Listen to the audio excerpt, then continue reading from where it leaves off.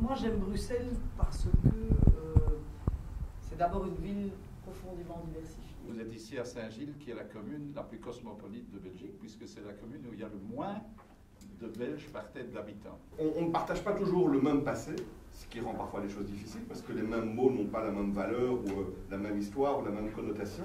Mais on partage un destin qui est commun, et qui fait en sorte qu'on est obligé, moi je trouve ça c'est une opportunité magnifique, de pouvoir trouver des bons équilibres pour pouvoir vivre ensemble. J'aime le bâti, les vieilles maisons bruxelloises, le charme des nouveaux quartiers que l'on a réaménagés, le Pentagone, le centre-ville. C'est le caractère provincial de Bruxelles qui fait que les Européens l'aiment beaucoup, que la taille reste humaine, il y a des problèmes de mobilité, il y a des problèmes de propreté, on en parlera peut-être, l'urbanisme, c'est un peu le sujet du débat.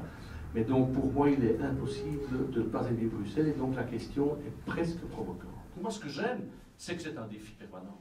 C'est un défi, il n'y a rien de donné, il n'y a rien d'acquis. Les Bruxellois doivent se battre et devront encore se battre. Et même s'ils se battent, il est encore possible que le projet bruxellois, peut-être dans 30 ans, dans 40 ans, n'aboutisse pas comme on souhaiterait qu'il voudrait aboutir. Et ça, je trouve que c'est quand même passionnant. Ce que la région bruxelloise, lorsqu'elle fait un projet urbanistique, de réaménagement, il faut que ce projet, plus qu'ailleurs, ait un sens. Parce que précisément, on est dans un ensemble déstructuré. Et donc c'est le rôle des pouvoirs publics lorsqu'ils repensent, je ne sais pas, on va refaire Néo, ça va, aujourd'hui c'est un patchwork. Il faut que demain, Néo soit un lieu de vie et pas un lieu de business uniquement. Et les grands projets qu'il faudra développer sur tous les espaces doivent être des projets d'ambition, mais des projets qui donnent du sens à notre vie. La mondialisation, les échanges économiques ont évidemment modifié les tissus sociologiques de nos villes. Je crois qu'il faut penser une ville comme un projet de société. Et pour le moment, il faut penser les villes comme des lieux où, en effet, il faut ancrer cette préoccupation du lien social. Je pense qu'aujourd'hui, nous devons faire dans les villes la synthèse du social, de l'économie, de la durabilité et peut-être de la culture aussi, sûrement, et dans cet ordre-là. Et l'architecture a un rôle à jouer, parce que l'architecture crée le processus d'identification à la ville, de la fierté d'appartenir à la ville. On a pour la première fois une stabilité de 5 ans. On peut imaginer, je crois, une stratégie de déploiement sur différents sujets à 10-15 ans. On est dans ce 21e siècle avec des mutations en pleine croissance. Et en termes d'architecture et de cadre de ville, comme de problèmes de société, nous sommes vraiment à un momentum. Qu'est-ce qu'on veut en faire? Quelle est sa spécificité à sauvegarder? Il est clair que moi je ne suis pas pour une seconde bruxellisation du XXIe siècle avec des tours partout, etc. Sûrement pas.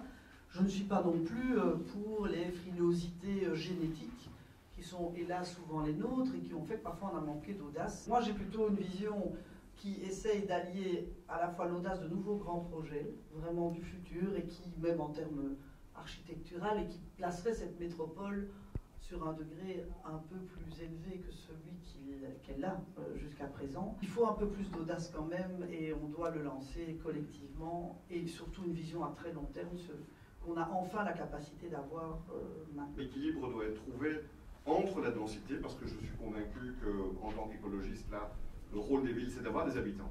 Le pendant de ça, c'est de pouvoir garder une qualité de vie qui soit la plus importante possible aussi.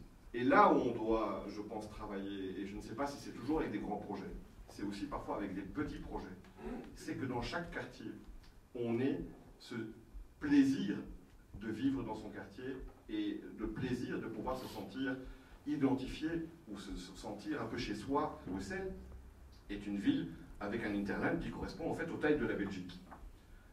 C'est pas institutionnellement qu'on va convaincre les Flamands et les Wallons de venir chez nous. Il faut qu'on leur donne envie de venir chez nous. Il faut donc aussi que dans ce rôle de capitale, on puisse avoir des traces, des endroits qui donnent cette envie de pouvoir se dire c'est ma capitale et je vais y aller. Si nous on vient aux affaires demain, on aimerait bien pouvoir faire une étude sur la densité. Parce que il y a 200 000 nouveaux Bruxellois qui vont arriver, ce n'est pas des Bruxellois lambda, c'est des gens qui ont des revenus plutôt faibles.